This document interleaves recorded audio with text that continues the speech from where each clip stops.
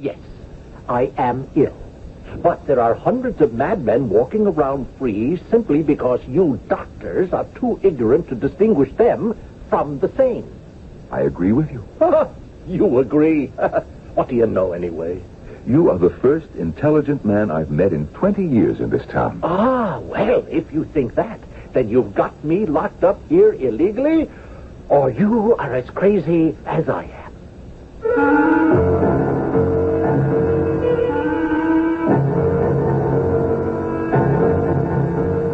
Our mystery drama, Ward 6, was adapted from a short story by Anton Chekhov, especially for the Mystery Theater, by Percy Granger. It stars Norman Rose. It is sponsored in part by Contact, the 12-hour cold capsule, and True Value hardware stores. I'll be back shortly with Act 1.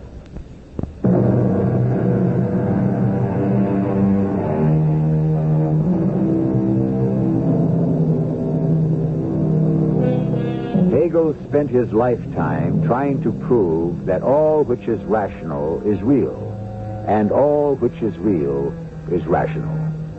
But the great Spanish mystic, Unamuno, contends that reason builds on irrationalities. Perhaps we can set ourselves a middle course at the outset of our story. If one looks deeply enough, one can always find an explanation for things. But that explanation won't always be rational. It may be banal or bizarre, or it may be both. We're in a small village in the Russian heartland of the last century. My name is Dariushka, and I don't understand anything. I readily admit it, though I doubt that makes me better than anyone else. For 20 years, I was a housekeeper for Andrei Yefimych, a doctor who was once in charge of our local hospital. The doctor was a good man, and he had noble intentions, so how could such a thing have happened? Well, I remember when he was first appointed to his position, the mayor himself showed him the hospital. Well, Doctor, there you have it. Now, what do you think? I think some improvements will have to be made. No doubt, no doubt. I noticed filth and vermin everywhere. The attendants sleep in the wards. The superintendent's wife uses the bathtubs for storing potatoes. There's not a single thermometer and only 2 scalpels in the surgical room. Well, it may be as you say, of course. I have no experience with medicine myself. This is just what we need, you know, young blood, a fresh point of view. I think that I've seen enough for one day. Oh, but there is still one more ward. It's in the annex out back. It's Ward 6. Oh? What patients are kept there? The insane.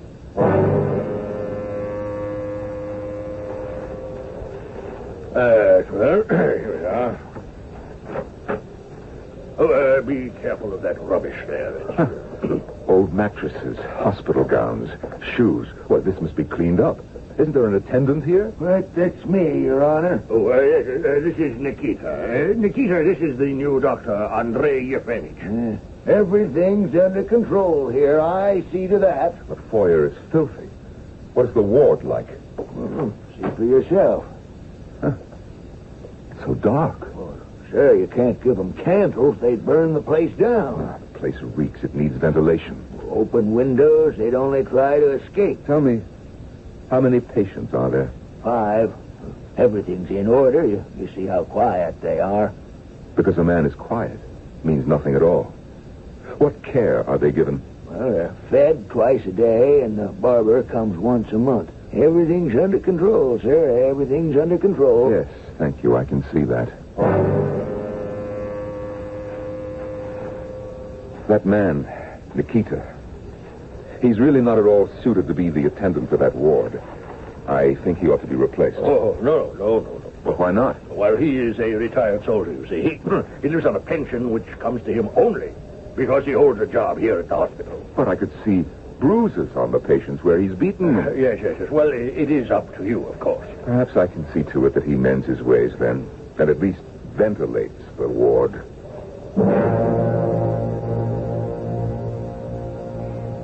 At first, the doctor was a very hard worker. and saw patients from morning till night. And he was honest, too, no question about that. The only person in the whole village whose presence didn't irritate him was Mikhail, the postmaster. Mikhail wasn't especially well educated, but he was the best the town had to offer. And he came to see the doctor almost every evening. Hello, here I am. What a day. Well, my friend, and how are you? You look concerned. Is something the matter? It all seems so futile, Mikhail. I just had 2 new cases of instruments installed in the surgical ward, but I can't see what earthly good they'll do unless the ward itself is kept cleaner. Well, what can you do? The town is too poor to support a decent hospital without help from the district. But the district refuses to build a new hospital on the ground that we already have one. Well, look at it this way. Who uses the hospital? Only working men and peasants, and they've got nothing to complain about. They'd be worse off at home. In theory, a hospital exists to cure disease, not spread it. I give orders, yet they never seem to be carried out. Daryushka. Yes, doctor. Daryushka, we might have some beer now. Yes, sir. Right away. One can see very clearly where the problem lies. You're too timid, Andre. Mind you, that's not meant as a criticism, just an observation. You think that I'm timid? Well, look how you ordered our beer just now from your servant. We might have some beer. But what was wrong with that? I sometimes suspect you must have taken a vow once never to raise your voice. Why should I raise my voice with Daryushka? Not here in your own home. At the hospital. You're in charge there. You're the leader, as it were. People look to you for decisions. Excuse me, sir. Here's your beer. Oh, I'm sorry. Thank you, Daryushka. Will there be anything else? No, nothing more just now. Very well. Well, you see, you did it again. That apologetic tone. That was my nature, I suppose. Anyway, none of this matters. Giving orders, taking them, what's the difference? What difference does any of it make? 100 years from now, would all be dead and forgotten. Absolutely right. My friend, I cannot stay today. A comrade of mine from my old cavalry regiment is in town. You will excuse me? Of course. And mind what I said. A man in your position needn't apologize for giving orders. I suppose not. Au revoir. Good night, my friend. Daryushka. Yes? Daryushka, I might have dinner now, if it won't be too much trouble. Once the doctor settled into the routine of life in our village, the irregularities at the hospital seemed to bother him less and less. The futility of trying to cure the endless stream of patients depressed him. And eventually, he turned his duties over to his assistants and gave up going to the hospital every day. Over the years, his one regular visitor continued to be the postmaster, Mikhail Averyanich. Here I am. How are you today, my friend? You're probably getting sick of me by now, huh? On the contrary, I'm delighted to see you. They would sit and smoke in silence for a while. It was always the doctor who began the conversation. What a pity that our town is devoid of people who enjoy intelligent conversation. It is the mind which separates us from the animal. The mind which is the only possible source of enjoyment. Yet we neither see nor hear any traces of intellect around us. I tell you, it's not like the old days. Life was gay, people were clever, there were values. I often dream about intelligent people and conversations with them. There was the wife of one of the battalion commanders. She used to put on an officer's uniform and drive off alone into the mountains. It was said she was having a romance with some prince in one of the native villages. We can only hope things will be better in the future. If only we could return to the past. Day in, day out, it was always the same. So nice, so orderly. The doctor hardly troubled himself at all anymore about the hospital, but left it to run itself. Then, one day, only a few years ago, the mayor came to call on the doctor, who was, as usual, reading in his study. It's Andrei Yefimych. I come with some good news, with some excellent news. The district council has magnanimously decided to contribute 3,000 rubles a year to your hospital. 3,000? Why, then at last we can renovate some of the wards. Oh, but the money has already been spent.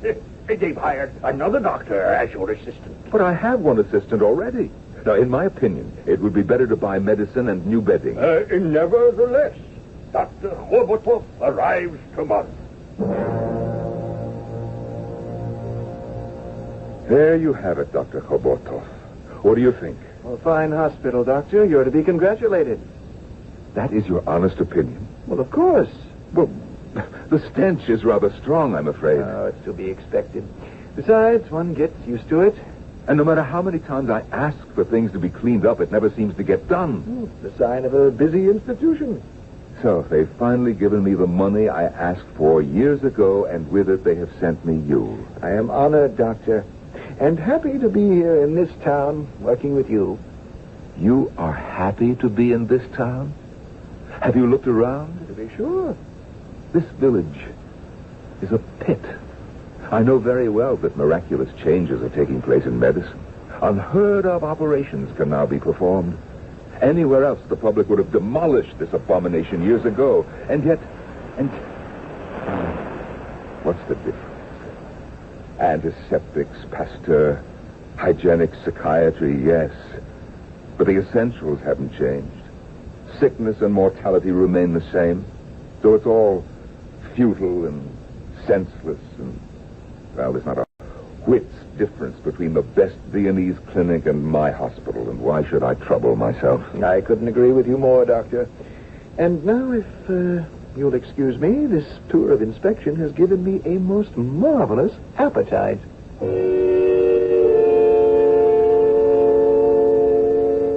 And then, only a few months ago, the rumor began. A strange rumor. Dr. Andrei Yefimych has begun visiting Ward 6.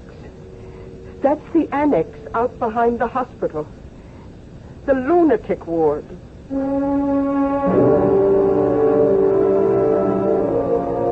Dr. Andrei Yefimych seems to be a man with an intense love of honesty and reason, but he lacks the willpower and self-confidence to organize a reasonable and honest life around him. And now he has taken to visiting the lunatic ward. It could be that years of futile routine have driven him mad. But there is another possibility. From what we've seen of the town and its inhabitants, the madhouse just might be the sanest place in the area. I'll return shortly with Act 2.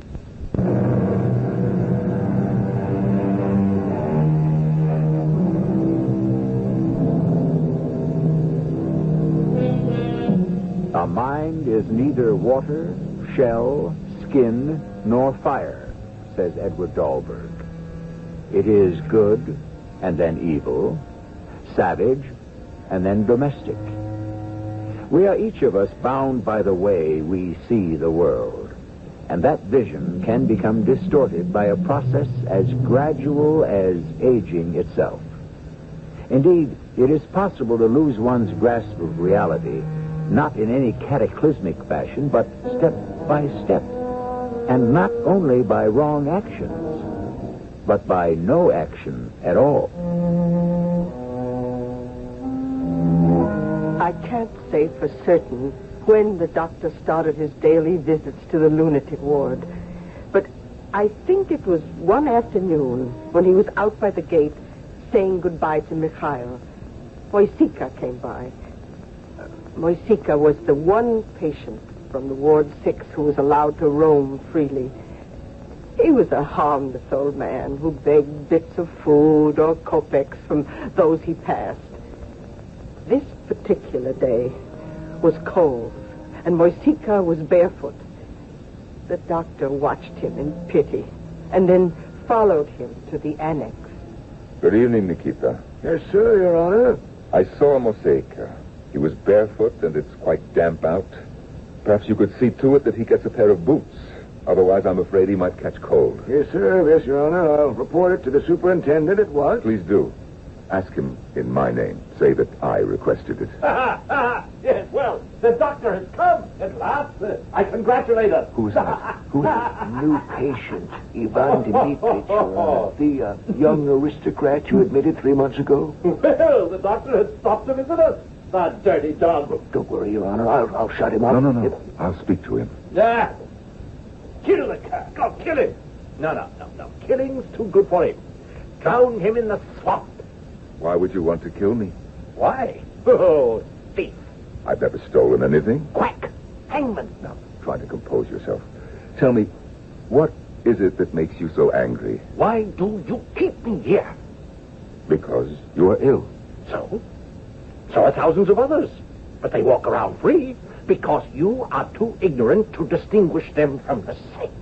That's probably quite true. Yes. So why am I shut up here as a scapegoat for all of you? Huh? It is immoral. It is illogical. Unfortunately, morals and logic have nothing to do with it. It all depends on chance. Well, you admit that then, do you? Yes, I do. Then let me out. I can't. Why not? You're the doctor. What would be the use? The police and townspeople would only bring you back. What am I to do then? I don't know.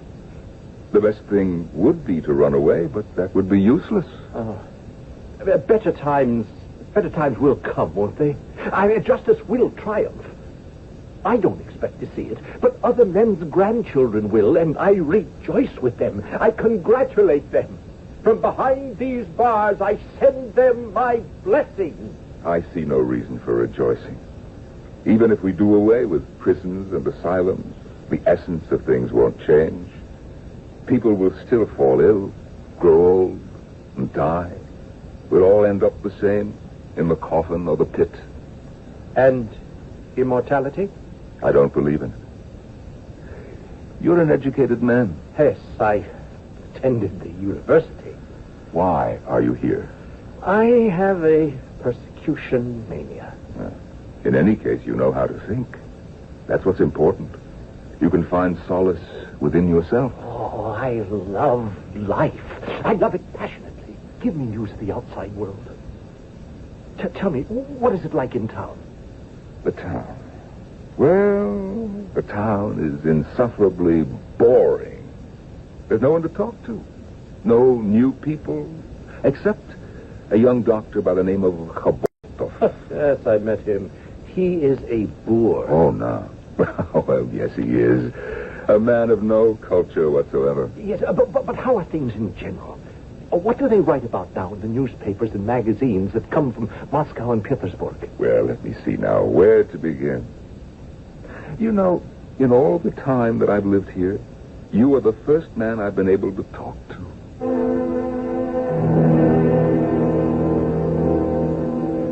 Good day, Ivan Dmitrich. How do you feel today? You won't get a word out of me. Well, that's strange. You think that I'm a spy? Spy or a doctor. It's all the same. Doesn't it follow, then, that there's nothing to be afraid of? It has been so long since I've lived like a human being. It is unbearably foul in here. But is there any difference, really, between a comfortable study and this ward? Contentment lies within man, not outside it. It's all in the mind. Marcus Aurelius said pain is merely the representation of pain. Change the image, reject it, and the pain will disappear. Then I must be an idiot. One must strive for a comprehension of life. That's all. Well, why do you consider yourself an expert on suffering, huh? Have you ever suffered? Well, Yes, well, no. For more than 20 years now, you've worked here as a doctor. You have a servant, a free house, and the right to turn all your duties over to your assistants. You beguile yourself with all kinds of nonsensical thoughts. Strive for comprehension. No difference between this ward and a warm study. You've never seen life. This isn't philosophy. It's laziness and mental stagnation. You know, I must confess that talking with you gives me great pleasure.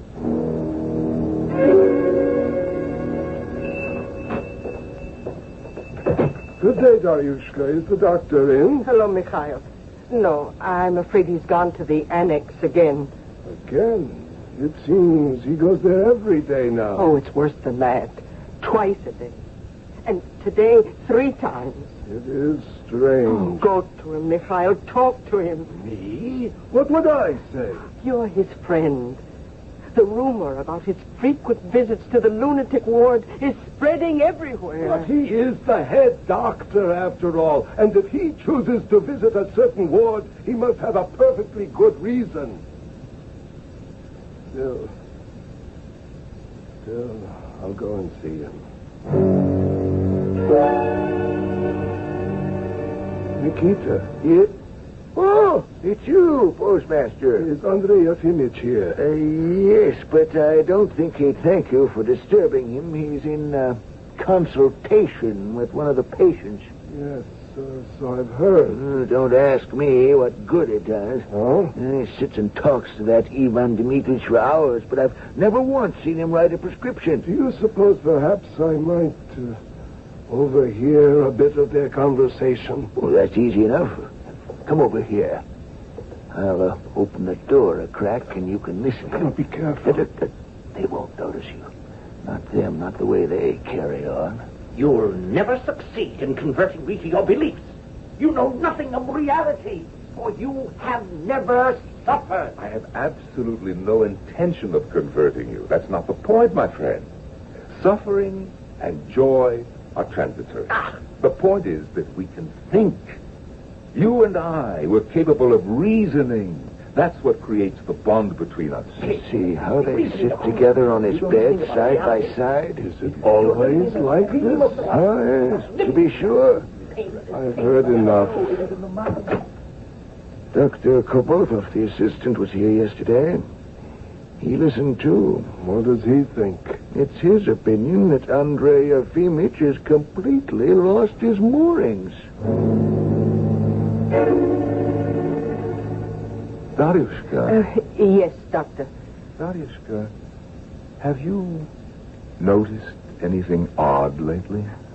Odd? Yes. I could swear that people are behaving differently towards me. Oh, you must be imagining things. The nurse looks at me inquisitively, and then they avert their eyes and they don't speak to me. They can help it. I'm sure it will pass. Then there is something. But what? I don't know. A letter came today while you were out. A letter? It's from the mayor. Oh. The mayor wants me to come see him first thing in the morning. He says it's on a very important matter.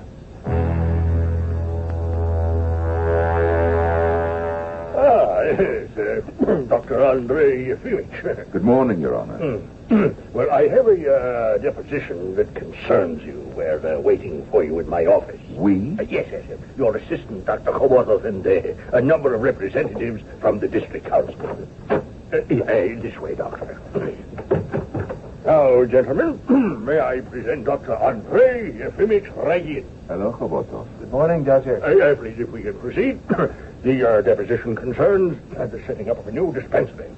Well, why do that? Well, Kobotov says there's insufficient room in the main hospital. Yes, my suggestion is to renovate the left wing. Yes, well, what do you think, Doctor? I submitted such a plan years ago, and it was ignored. And now things have come to such a pass, I think renovation would be too costly. I see. Well, then, what would you advise? Shutting down the hospital altogether. What? No, really, Doctor, come now. Except that it would serve no purpose. Wait, I'm not quite sure we follow you. If you drive physical and moral impurity out of one place, it only moves to another. Doctor, you consider our hospital impure? You work there, Khabotov. You're a doctor. The place is understaffed, filthy, and underfinanced. But with diligence, couldn't this be remedied? Why bother? It's all a fraud. A fraud? The mortality rate never goes down. The sick never stop coming. to give any real help to the number of people who need it is impossible. Ergo, you have fraud. Well, can't we talk of alleviating these conditions? But why alleviate them? Since death is natural, why work to keep people from dying? But it's our job as doctors to ease suffering. Why? Suffering leads to self-perfection. If we learn to ease pain with pills and drops, gentlemen, to what will it eventually lead? The complete abandonment of religion and philosophy. Why should any of us here in this room be spared illness when our insipid lives would be empty as an amoeba's, were it not for our suffering? Yes. Thank you, Doctor, for coming to give us your opinion on the dispensary. Now it's time for us old fellows to take a rest, eh? Good day. Yes, good day. Good day. Huh. I think they weren't interested in a dispensary at all. That was a committee appointed to investigate my mental condition. Andrei Yefimych. Oh, Mikhail. Mikhail, what are you doing here? My dear friend, you are not well. Dr. Hobotov has told me that for the sake of your health, it is essential that you have a rest. I'm taking a leave of absence in a few days myself, going away for a change of air. Prove to me that you're my friend. Come with me. Mikhail, I feel perfectly well. I don't want to go away. Don't you understand? You must before it's too late. Yes. Well, you may be right. Or maybe not. What difference does it make? We all end up in the same place. If those people consider you ill, your very life is in danger. The mind may still function. Indeed, in a doctor's case, we might conclude it functions too well. For it is almost as if he were using a certain kind of philosophy and logic to hasten his own doom. I'll return in a few minutes with our final act.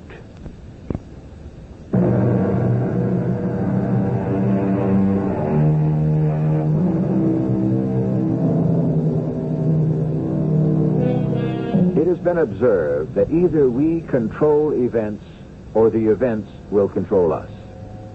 Dr. Andrei Yefimych is now threatened by the very system he might have reformed. And just how serious his situation is can be realized if we remember this fact. While today attempts are made to cure the mentally ill, in the 19th century, if you were locked up as insane, that was usually the last you were seen or heard of.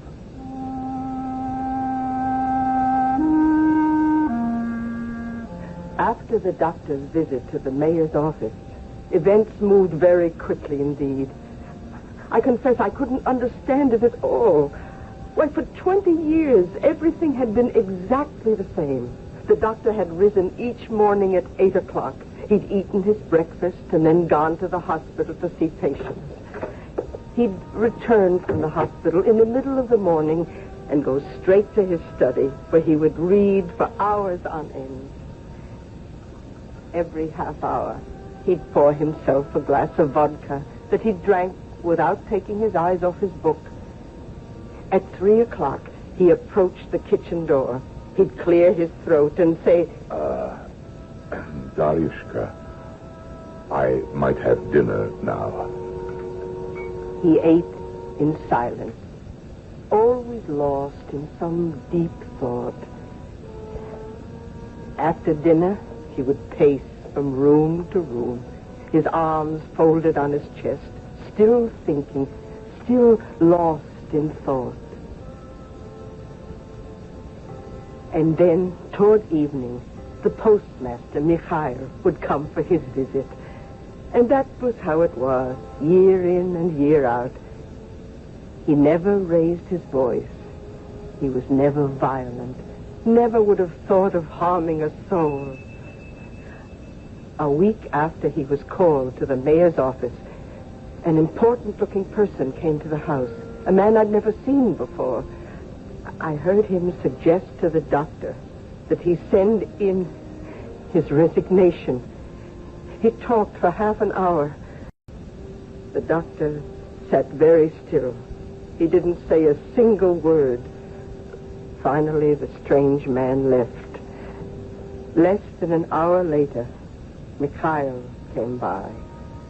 Mikhail, I feel perfectly well. I cannot go away. Why not?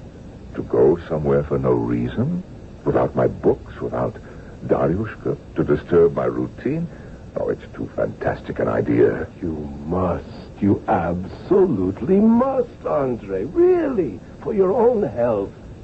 Well, if it's true that the stupid people here think I'm a madman, perhaps I should. But where would we go? Moscow, Petersburg, Warsaw. I spent the 5 happiest years of my life in Warsaw. What an amazing city. Let us go, my friend. We'll recapture our youth while there's still time.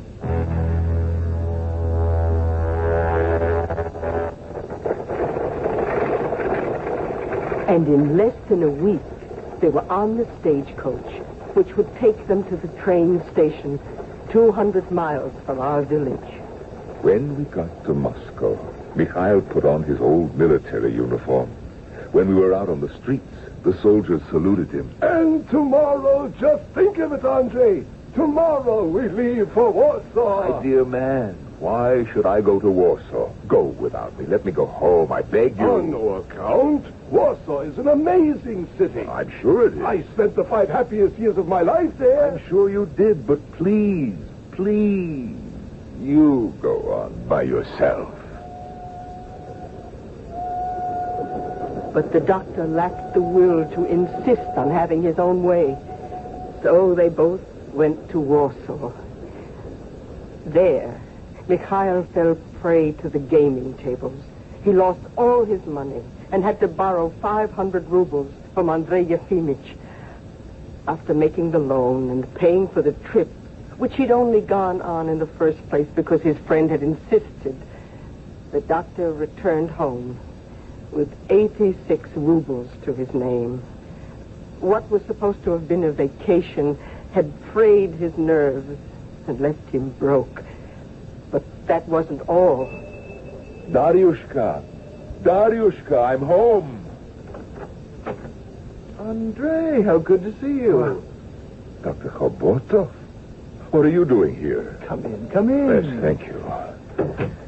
Well, how was your trip? Insufferable. Mikhail considered it his duty to talk heartily to me the entire time. Where is Daryushka? She's not here anymore. Is there something wrong? No. Is she all right? Nothing has happened to her, has it? No, she's living in the house of Maria Belyova. Living? I don't understand. Well, there's a room there for you, too. But this is my house. Didn't you know? I'm head of the hospital now. Oh.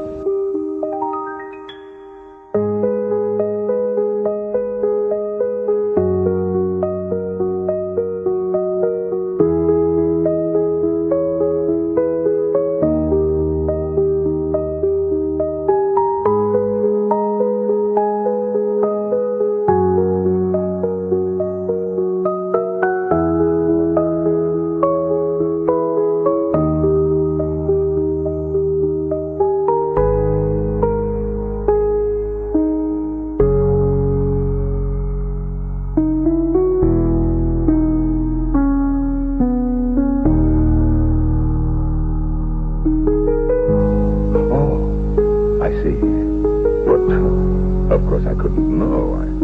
You see, I've been away. Oh, well, I was probably gone too long, huh? What happened? Happened?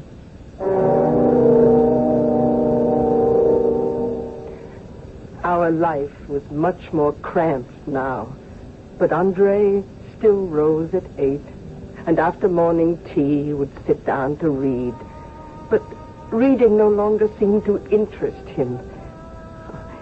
He even began going to church, something he'd never done in 20 years.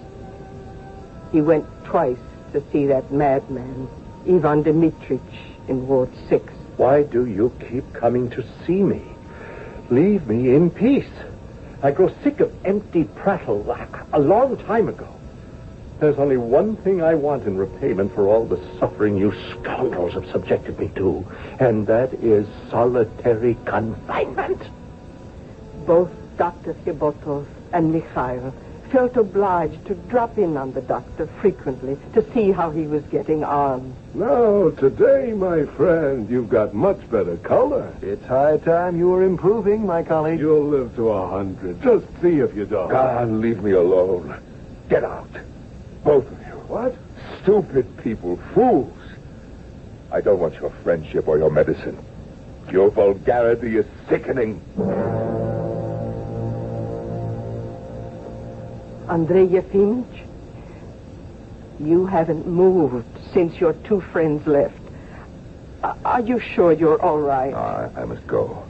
This is terrible. It's awful. What have I done? I must go at once. Go where? Andrei, wait. Where are you going? Wear your muffler. It's cold out. Mikhail, my friend. Andrei Yefimovich. I have come to apologize for my outburst. I want to ask for your forgiveness. I cannot for the life of me imagine why I was so rude. I have forgotten about it already. Oh, where was my intellect, my tact? What happened to my comprehension of things? Bygones are bygones. It never entered my head to take offense. Illness is no joke, you know. What? So you too think that I'm ill? Why do you refuse to take it?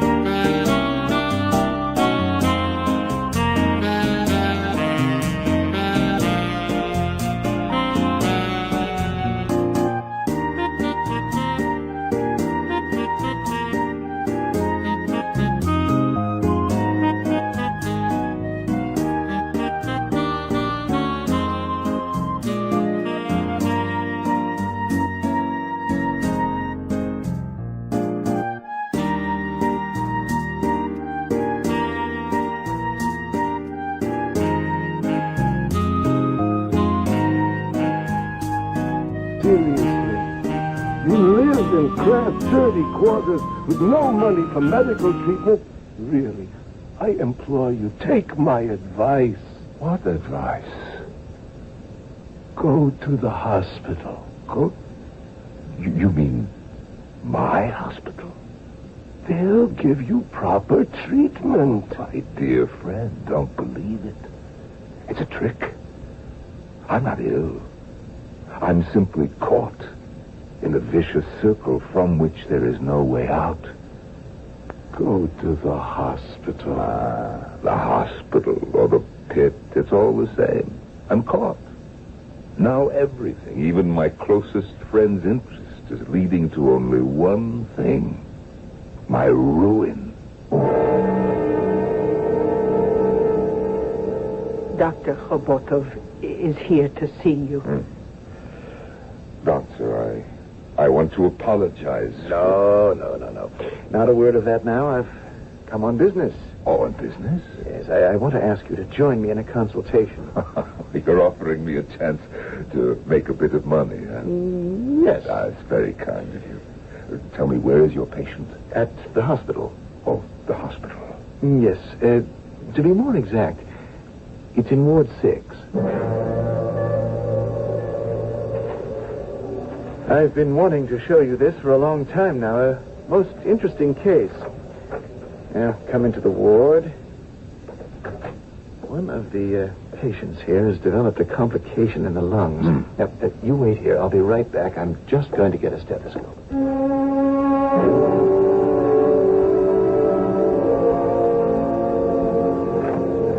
Roboto? Oh, Nikita. I brought you a dressing gown and some slippers, Your Honor. Please, change your clothes. Oh, yes. This is your cot here next to Ivan Dmitritch. Now, don't worry. You'll get well, God willing. It's all the same. A hospital or the pit, a frock coat or a uniform or this gown. It's all the same. Who is that? Huh? The doctor. In a hospital gown. So they've locked you up, too. It is delightful. Oh, no. You see, this is some sort of misunderstanding. I must speak to them. Yes, it won't do any good. It's getting dark. It's time for my beer and cigarettes. Nikita must have my cigarettes by mistake when he took my clothes. I'm going out. I'll tell them to give us some light. Where are you going? Nikita, you must have taken my cigarettes. It's time you were in bed. But I'm only going out for a minute, just to walk a little in the yard. You know that's not allowed. But what difference will it make if I go out? I don't understand. Nikita, I must go out. Don't cause any disorder now. But this is tyranny. I want to go out. You have no right to stop me. Open the door. Open They'll it. never let us out.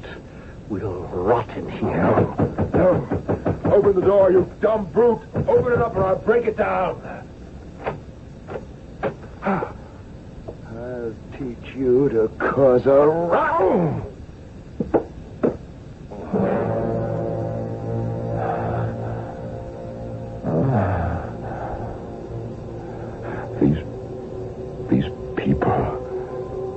These poor people who are standing around me like black shadows in the moonlight. They must have experienced the same pain I'm feeling now, day in and day out. How could it have happened that in the course of more than 20 years, I didn't know? I refused to know.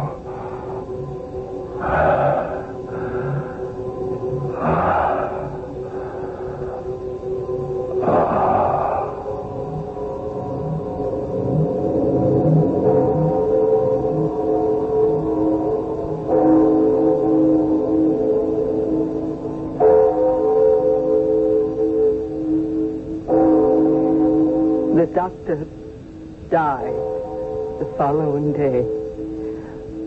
Only Mikhail and I were at the funeral.